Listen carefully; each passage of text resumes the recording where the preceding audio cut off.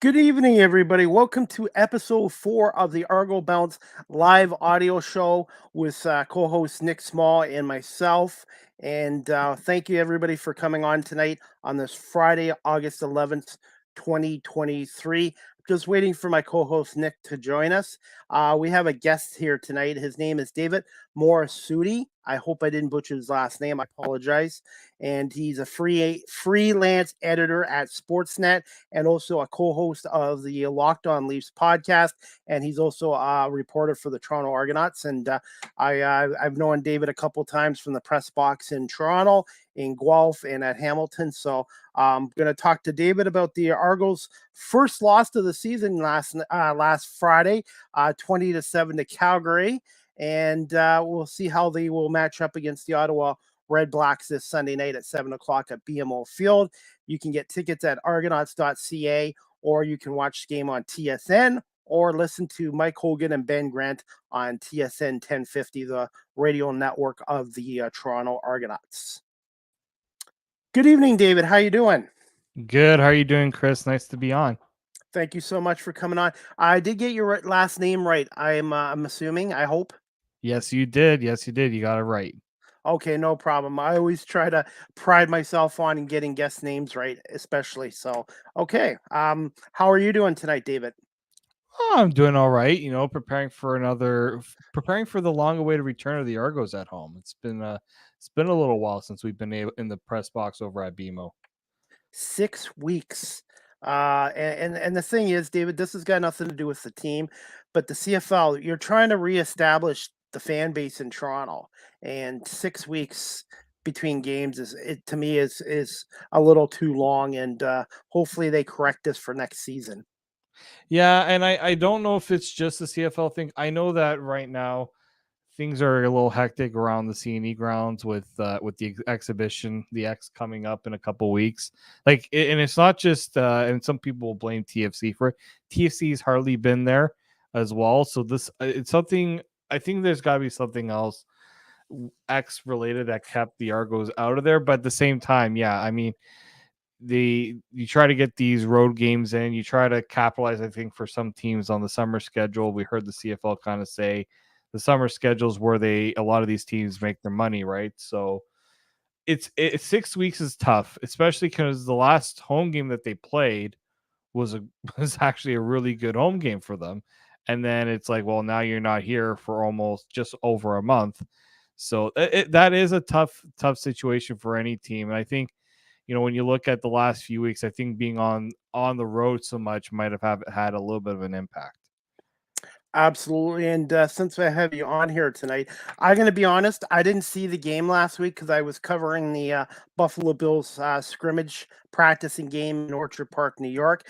And I was able to get the radio on the way home. I was Mike Hogan and Ben Grant. And it just seemed like one of those games where the Argos just couldn't get anything going. And then I heard that Chad Kelly left the game with an injury, and they just couldn't get anything going offensively.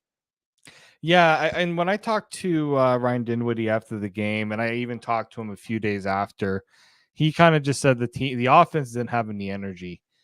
And this wasn't just. And some people are going to say, well, this is kind of an off game. Kelly got hurt. You even look back to their play over in Halifax. Their offense Mm. wasn't doing well there either. I think something is in the water here a little bit with the offense. The energy is just not really there. And one kind of interesting note that Dinwiddie said after the Calgary game is he called out his receivers and saying that his receivers weren't playing well, they weren't making plays.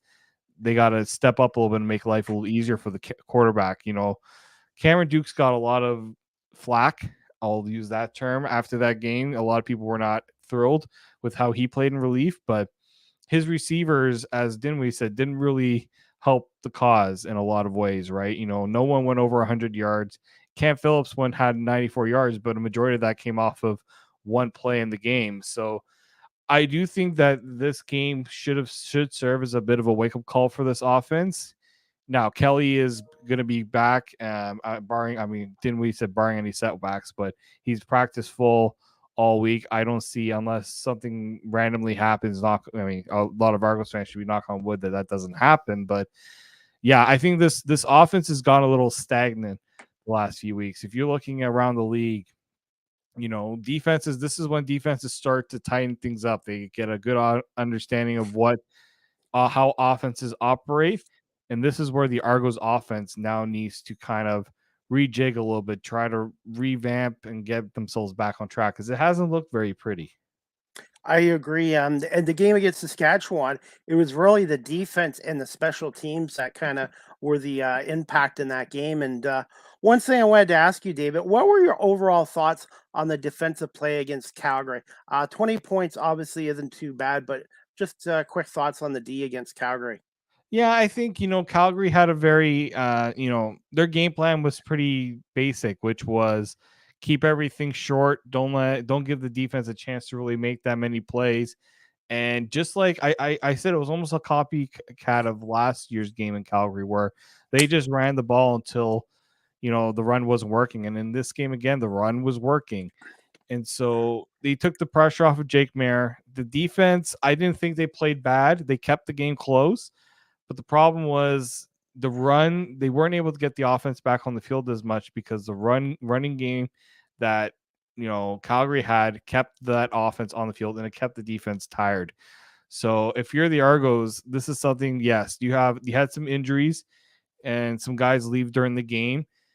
This is now a chance now for this defense to realize we got to be better at stuffing the run. And Coach Bell, Josh Bell, the defensive backs coach, he laid into the defense during the game because there's a standard that they play with, and I've seen it at practice how the coaching staff will get on that defense if they're not putting in the effort in practice. So I think for them, again, another wake up call, right?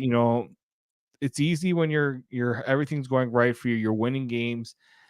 But when you lose a game, it puts everything into perspective. They can't let any sort of issue go, they can't dust it aside. So for the defense, it's you got to find a way to get yourself off the field if the opposition decides to run the ball or do those short passes where your cornerbacks aren't able to make a play on them. Do you see this as a blueprint for the rest of the league against this Toronto Argonauts team this going forward? I just don't know if that's sustainable for a lot of teams because if the Argos offense can get back on track, namely if they can get that running game going again, and if Chad Kelly can stay in the game and find a way to make those big plays, I don't know if teams are going to be able to do that, with success. Like if you're looking at Winnipeg's not a team that's going to try to do those short plays, and yeah, they'll run the ball, but they want to get those receivers involved. And the same thing with BC. BC doesn't want us. Even though when you look at Vernon Adams, he threw all those interceptions, but it didn't change the way that BC was trying to attack the Argos. They didn't go for those short plays. They still tried to force the issue. I think teams aren't trying to divert too much from their game plan because they understand that this Argos offense, when it's working, isn't one that you can say, we can hold them to a few points here and we can play the short game here. It doesn't work that way. This Argos offense, especially the first few weeks of the season, they were finding ways to get those big plays. So I don't think teams are going to be able to do that much longer. This Argos team knows how to adapt. They find ways to take away those deficiencies. So I don't know if teams are going to be able to do that all season. Since I got you on here, David, what were your thoughts about last week's release of Markeith Ambles? And are you surprised he went back to Calgary? And what are your thoughts overall as well with Curly getting junior this year? I know he's had some injuries as well. Yeah, I think with Markeith, it's unfortunate. I think it was numbers games there, and receivers that aren't making as much money as him. That I don't know exactly how much Markeith is making, but I'm assuming that as someone who's been in the league as long as he has and is a veteran is probably making more than some of these guys who are on rookie deals. It's just a numbers game. He wasn't playing for the longest time with the injury right in camp. He was a very productive receiver. He was kind of one of those receivers where if things weren't going right for the offense, you could go to Markeith Ambles, and he's just such a good route runner. And he can get those chunk plays at times when you need them. So it was unfortunate, but I understand where the team was going. It was a numbers game. It gets them a little. It was a little bit easier for them for the salary cap reasons because he was on the sixth game, so his salary didn't count for that reason. So I can understand that. Now with Curly, I've watched Curly ever since he was a rookie in this league and until now, and the ability has always been there for him. Injuries have plagued him a little bit, but I also think that there's a little bit of like confidence there too with himself, and he's got the ability to be the best receiver in this league, at least Canadian receiver. I think we've established he's among one of the top Canadian receivers in this league, but I think he can be among the top receivers in the league because he has that talent and that ability. Part of the problem is the Argos aren't that type of offense where they are just going to focus on one player. They don't want to do that. So it does take away a little bit of that spotlight off of Curly to make those plays. But it's also on Curly that when his number's called, he's got to make those plays. And I think he'll explain that he hasn't played to his standard so far this season. But I mean, the Argos haven't reached the halfway point of their season yet. There's a lot of football left. And I think that's where Curly Giddens can really shine. And that's going to be on Chad Kelly to put him in those positions too to be successful. That leads to this question I had coming up right now. What is the status of Chad Kelly for the game against Ottawa? And what are your overall thoughts on Cameron Dukes playing against Calgary last week? Yeah, so with Chad, I mean, I did get the chance to go to practice. They were at Michael Power over in Etogo, so not too far from me. So easy to go and see Chad. And I think the important thing was how was he feeling? How was his mobility?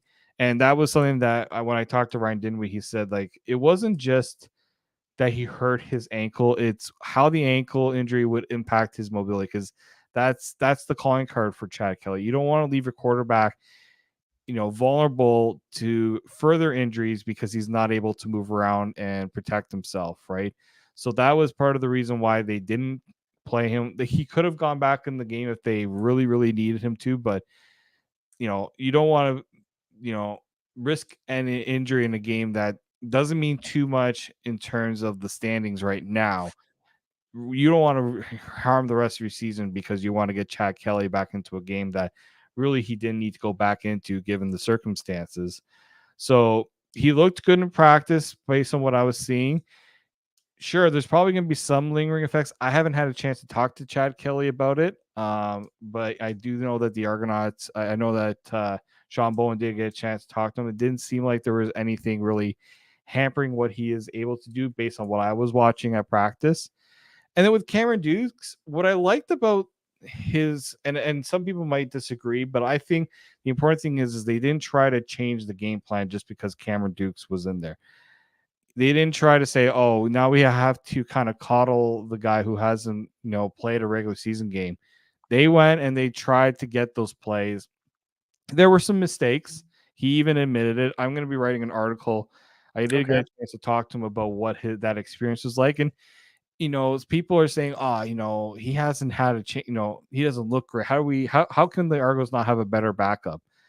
This isn't, and we were talking a little bit about Drew Brown before we came on air here and what he did for Winnipeg against Edmonton. Drew Brown's been in the CFL for a few years. He's gotten a chance to see this league.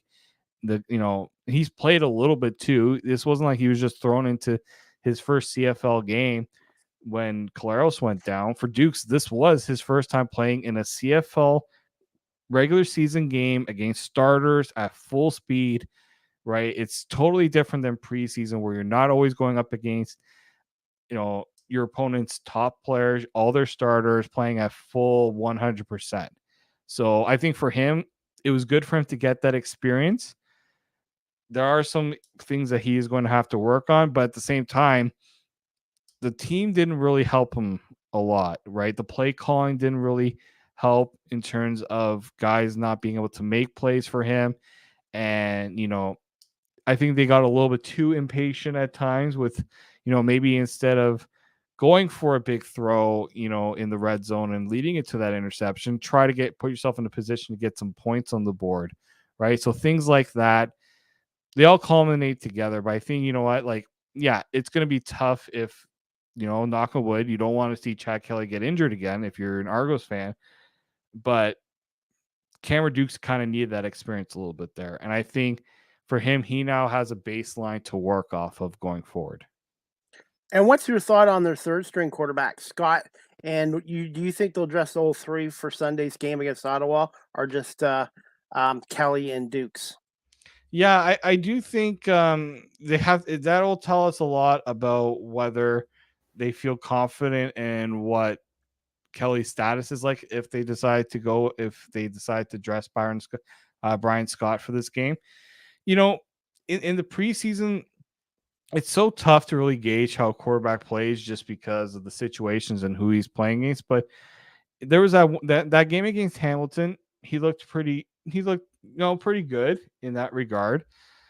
I think people like, oh, but why was he not given the chance over Cameron Dukes? And it's just a matter of who the coaching staff believe can really rely on. We know that Brian Scott does have that experience as a former MVP of the Spring League, so there's a little bit of there is something there for him to work off of. But I think the coaching staff really values how guys are in camp, how they are in practice versus the resume that they bring sometimes. So look, if this is another case where, let's say, they need to go to a backup and Cameron Dukes doesn't get the job done, they might go with Brian Scott to see what he has. I think you definitely want to see who you have and what each guy can do, but the coaching staff knows the plan. They know these guys a lot better than we do, and there is a lot of belief in Cameron Dukes and what he can do.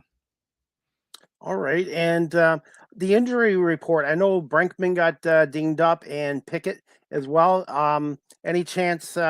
I guess Brinkman will be out for a while from the sounds of it, but is Pickett going to be able to play Sunday against Ottawa as of now? Yeah, so right now Brinkman has been ruled out, and I think he's going to be out for a bit. It is a foot injury there, so he's going to be out for a bit. I think DeMonte Coxey, I think it's unlikely he's going to play. He didn't practice the last 2 days, so that's not really good for a player, especially a receiver, to not really get those reps. Pickett is the one I'm keeping an eye on, really, because he didn't practice in that first practice back, but the last 2 days he's kind of been limited. And one thing I know about Ryan Dinwiddie, if a guy is not at his optimal, right? If they feel like it's more beneficial to give him the game off, and this is the thing with the Argos, there's been 9 days in between the Calgary game and this game coming up, plus they got a bye week coming up. They're going to be more likely to sit someone like an Darius Pickett just because he could use that extra rest. It is a hip injury. It's not like that's a tough injury for a linebacker to play with, especially someone like him who's relied on to do a lot of different things on the field.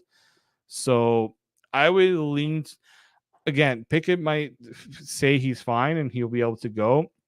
But I feel like if there's any way that they feel like he's just not, it wouldn't make sense for him to play.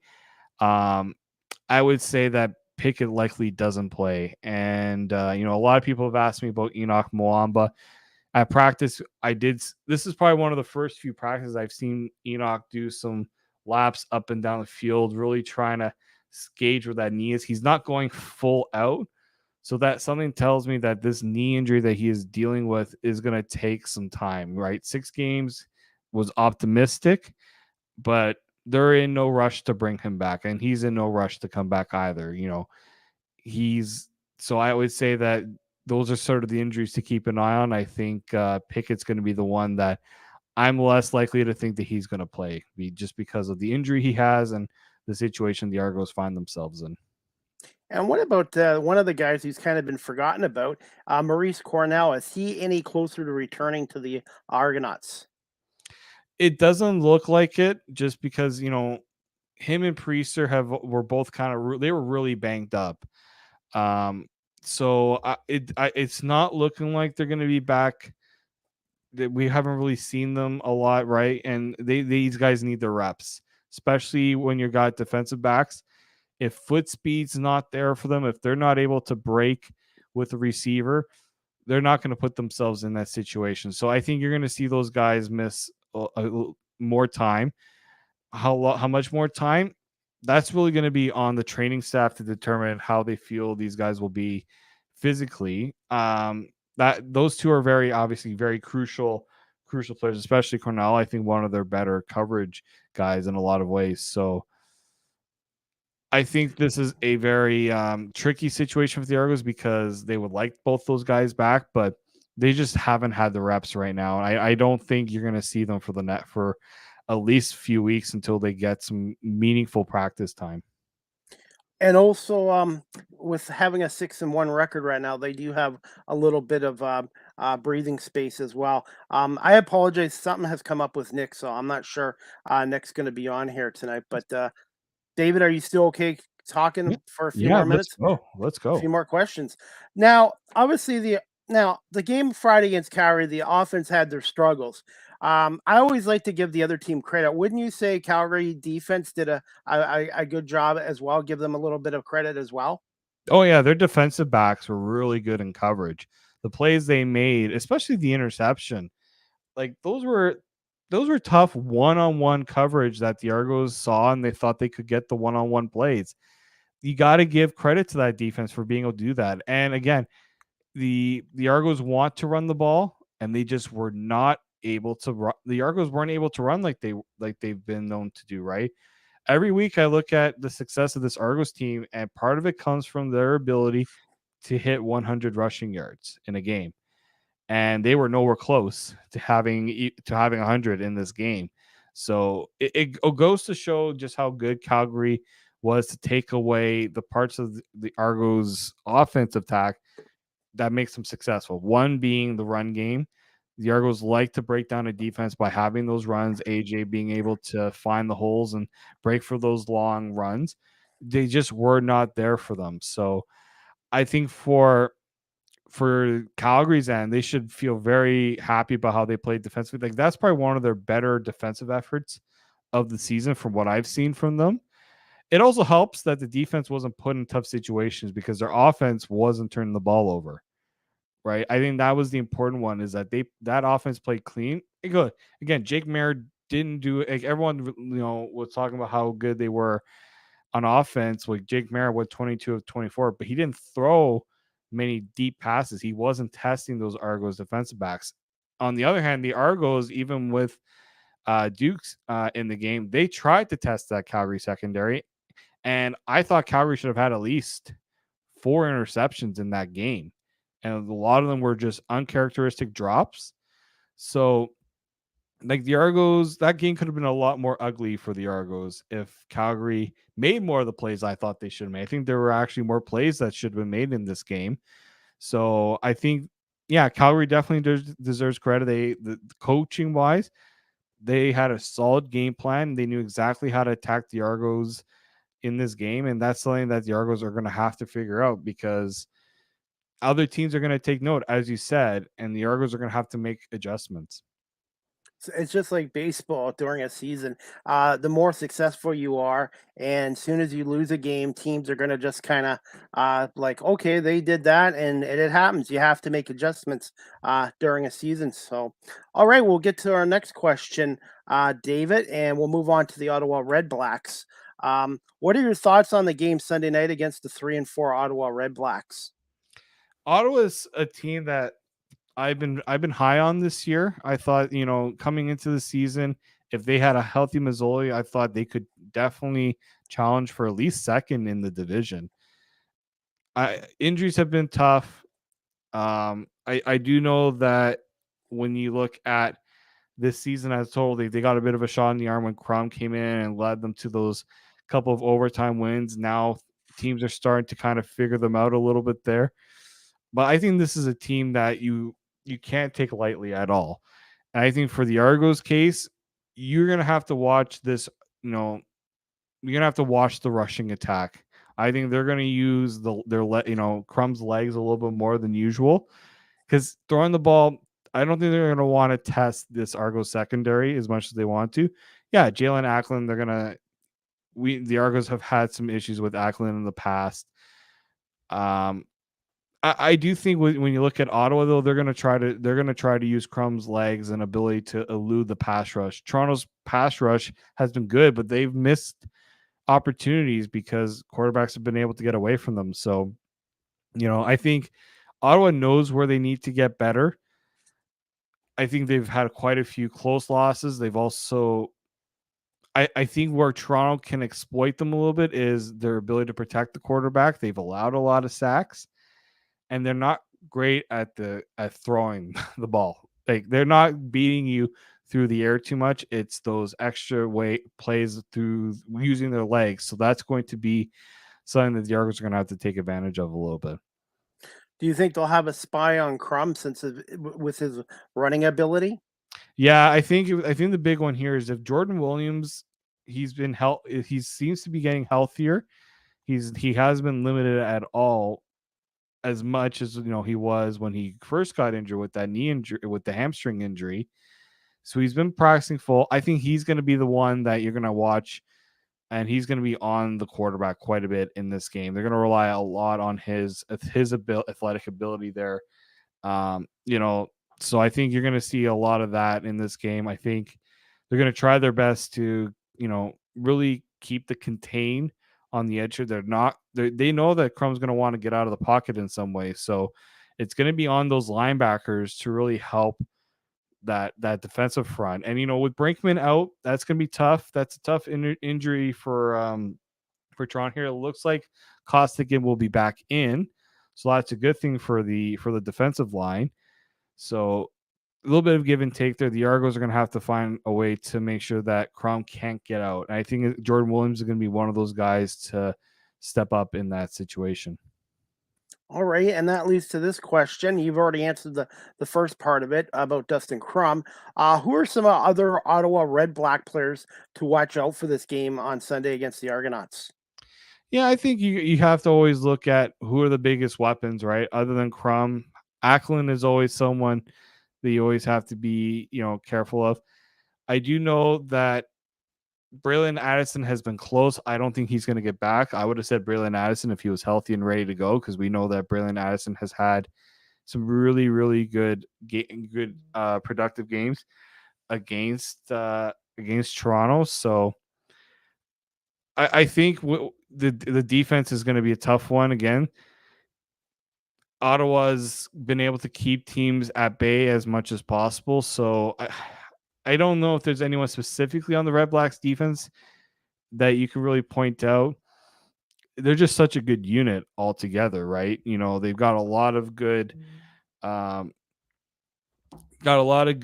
productive players, young players too. Like these defenses have really evolved lately. Ottawa has had to find ways to get through injuries and things like that. So, is there someone specific like Alonzo Ade? I think that's how you pronounce his name. Like that's someone I know that has had a very productive year for them and things like that. So I think for the Argos, the biggest test for them will be that secondary. Secondaries now know that the Argos receivers have been called out a little bit by their coach for not being productive. And that's going to be the biggest challenge, I think, for that offense is to find ways to get those big plays through the air.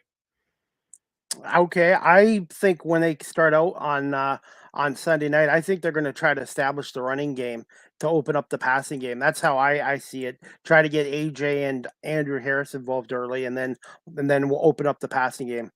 One thing I know about Ryan Dinwiddie, though, as much as he likes to get the run game involved, he doesn't want to rely heavily on it. He still thinks that Okay. through the air is where he wants it to go. I do think you're going to be right, though. I do think they're going to want to run the ball with Ouellette and for Harris a little bit more, especially if they feel like they can get the if the run game is successful, they'll go with it. We've seen it. But as soon as that run game doesn't really get the yardage or production that they're looking for, that Dinwiddie's going to kind of pull back a little bit there.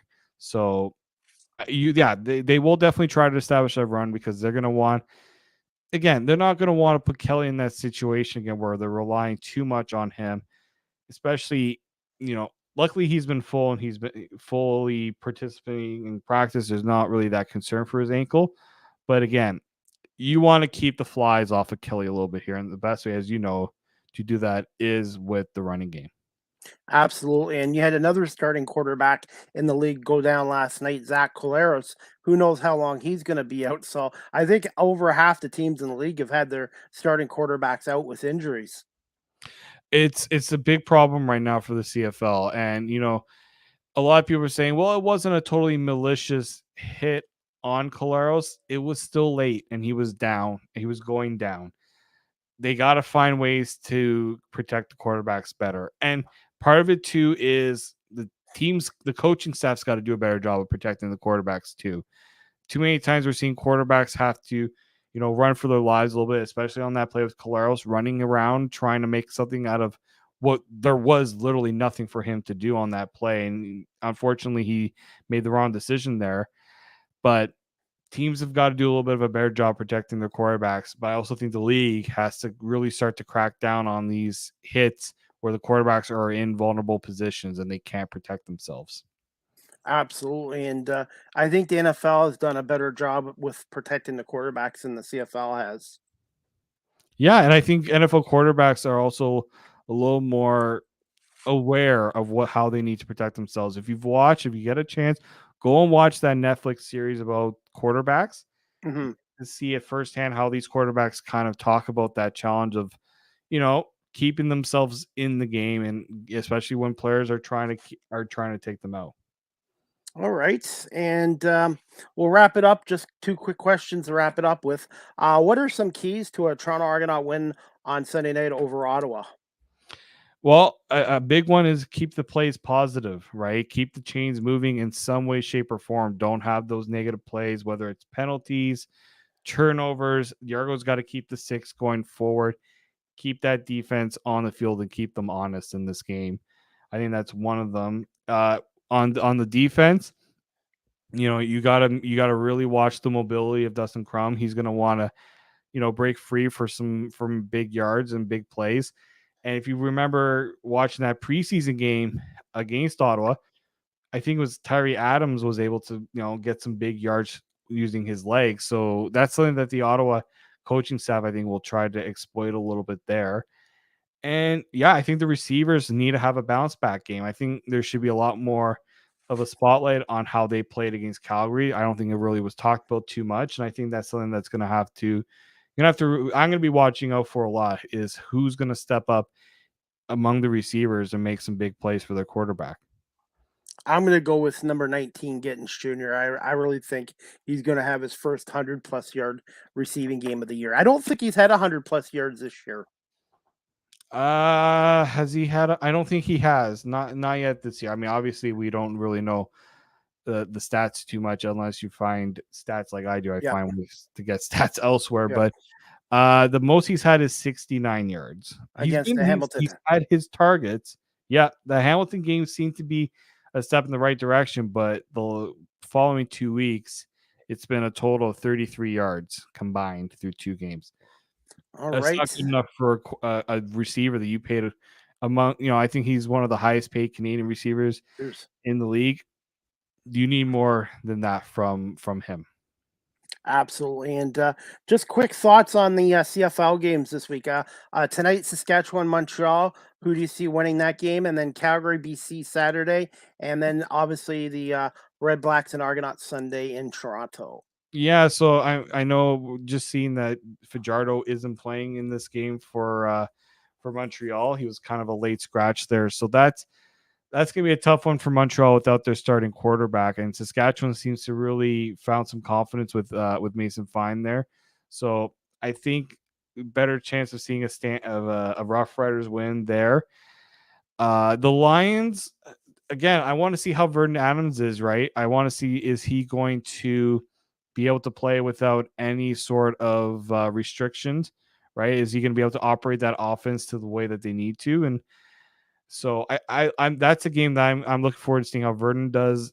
And then yeah, I mean we looked at the Elks just losing that game in a very Elks fashion. I just think I don't know where this team goes from here. This just seems to be another situation where the team seems to be losing its confidence a little bit, and I don't know if they're going to be able to pull themselves out. They might be able to win 1 or 2 games, I don't know if I can see them winning many more just based on, the way that they've lost games this year. I'm wondering if Chris Jones is the right head coach long term for this franchise. I know as a coordinator, he's a great guy, but as a head coach, I am not sold on him. And I know right now firing him is not going to fix things with the Elks, but I think that they got a lot of work to do with that franchise, and it's kind of sad seeing one of the premier franchises in the Canadian Football League for many decades now struggle like this. Yeah, it's really tough. I'm a big proponent of a lot of these teams now that are given the coaching GM dual role hasn't really worked, I think, in the way they want to. And it goes back to my biggest issue right now with the CFL, and that is this management cap, the coaching cap, whatever you want to call it. It's really hampered teams, and it's made teams feel like that they've had to tough decisions, whether it's giving their coaches a little more power just because to make personal decisions. I think when you have a good front office and they can handle making the personnel moves and the coach can just focus on coaching, I really do think that I think this league needs to take a look at that, because Edmonton's a product of that right now. Chris Jones is having to deal with a lot more than I think he should be handling. He probably wants to do it, but I don't think he's capable of doing it. So, he's a good coordinator. He's a good defensive coordinator, good defensive coach. Him being in charge of the whole thing, I haven't seen enough reason to think that he's able to do this in the long run. Absolutely. And finally, we'll wrap this up, David. And I want to say thank you for coming in tonight and filling in for Nick Small as well. And I hope everything's well with Nick. Um, how can our audience follow you on social media and your website, and just tell us just a little bit about your work that you do?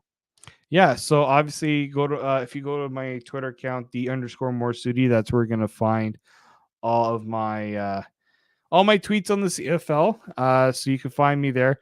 I am on Substack. So if you go to my Twitter account, you can find my Substack there. That's where I post all my CFL content, because I want to make sure that this league continues to get covered, especially the Argos. They don't have the coverage on a consistent basis. So I try my best to help in that regard. So you can find that stuff there. If you're a hockey fan and you like Leafs, you can go to Locked On Leafs. You can find my stuff there. And once in a while, I'll find some of my stuff over at sportsnet.ca as well. All right. Well, David, I want to say thank you so much for giving us almost 40 minutes of your time tonight. And I hope you enjoyed the Saskatchewan Montreal game, which I'll be watching as well. And I'm looking forward to coming down to BMO Field Sunday, thanks to Chris Belnovich. And hopefully it'll be at a very competitive, close game. And looking forward to seeing you there at the stadium on Sunday. Yep, looking forward to it. Should be a good night, good weather, and hopefully a good football game. Absolutely. All right, David. Well, thank you so much again for coming on the Argo Bounce Live audio show, and we'll see you Sunday. Talk to you then. Thank you so much. All right, guys. I hope you enjoyed episode 4 of the Argo Bounce Live audio show with my guest tonight, David Morissetti. He was filling in for Nick Small. I apologize. Hopefully, everything's all right with Nick, and hopefully, Nick will be back on the Argo Bounce Live audio show next week. But again, thank you to David Morissetti, freelance editor at Sportsnet, co-host of the Lock On Leafs podcast, and the Toronto Argonauts reporter, for coming on tonight. And before I wrap this up, guys, I'm going to show you some highlights of last week's Argos Calgary game, courtesy of TSN and the CFL's YouTube channel. On the season, and surprisingly still looking for their first win here at home. It's not going to be easy tonight as they get the Argos, the defending champs. They're unbeaten, and Chad Kelly, their quarterback, checking off a lot of boxes here. Mayer with his running back out to the flat, dumps it over the middle for Barnes. Barnes spins it down towards the 30, and a great extra effort from Clark Barnes. Settles in behind Mayer again. Flags here as Mayer gets it into the hands of Lewis. Lewis with a speed burst on the far side of the field. Calgary looking to change that here. Jake Mayer, 2nd and 8 from the Argo 11. Mayer has a completion, far side to the 5. Nice tackle. Short yardage quarterback looking to give Calgary the first lead of the ball game. Can he find some room? Yes! Touchdown, Stevens. Calgary goes on top 6-0. 2nd and 7 for Kelly. Pressure coming from the Stampeders. Down the field, has a man, and drops it in at the 30 to the 10, and Toronto answers right back 76 yards into the hands of Cam Phillips. What a read by Chad Kelly to find the open guy when he saw the blitz coming. He's got the safety out of the middle, and he knows his blitz beater is Cam Phillips right down the seam. Go back to Mills again. With patience, found an opening. Everybody out wide left him there. That's where they're going to go. They get it into the hands of Lewis. Lewis with a couple of blockers. And he stays on his feet. Flag at the end of the play. 4 options to his left. Goes over the middle. Has a completion and a heavy drop. But Beggleton's got a first down for Calgary. Paredes has hit 13 in a row. This one a 45-yarder straight away to give his team the lead. And of course, Paredes, the most accurate field goal kicker in league history, knocks home another one. Well, there's an interesting development right now. Kelly with a limp on the sideline and his Argos teammates out on the field without him. He's also got a leg injury, also questionable, but he is trying to jog and move around and see if there's anything there and get back into this game. What a run from Ouellette, and it's with Dukes in at quarterback. Dukes in trouble, he'll be taken down. Didn't have a lot of time, and Mike Rose was there. 6th sack of the season. Changes things, right? That was Mike Moore and Mike Rosen on that tackle. Now Dukes, he's going to look to the end zone. Intercepted. Moxie makes a big play in his own end zone, and Calgary takes over. The clock keeps running to not give Toronto too much time.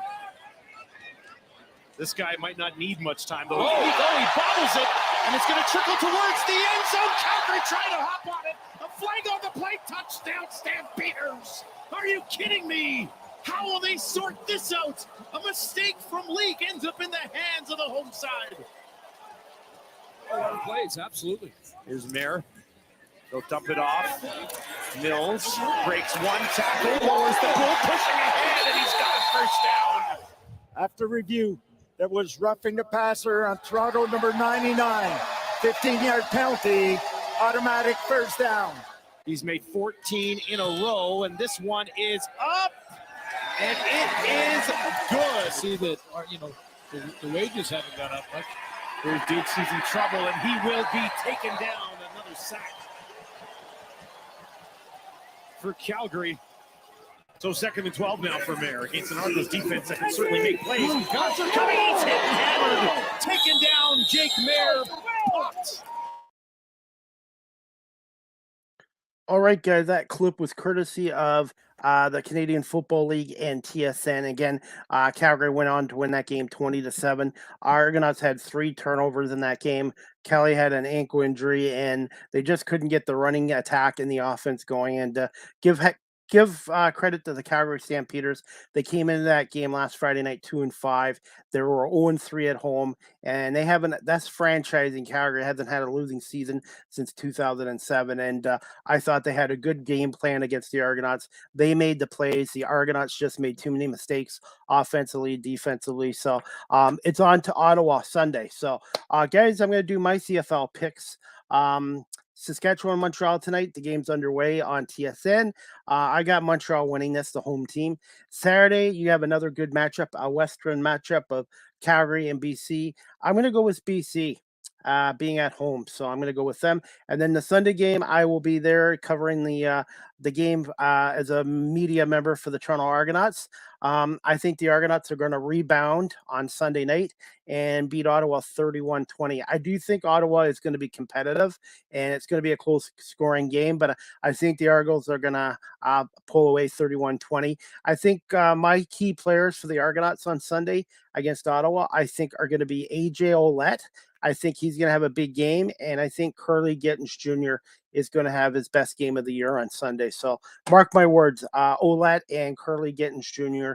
Will have big games for the Argonauts Sunday in a 31-20 win. But looking forward to it. And again, thank you to Chris Belinovich for having me come down and cover the team in the media box on Sunday. I'm really looking forward to it. And again, thank you to my special guest tonight, David Morris-Hootie, freelance editor at Sportsnet, co-host of the Lock on Leafs podcast, and the Toronto Argonauts reporter. And I'm going to put on his social media pages here before we go. You can follow David on Twitter at D_Morissity.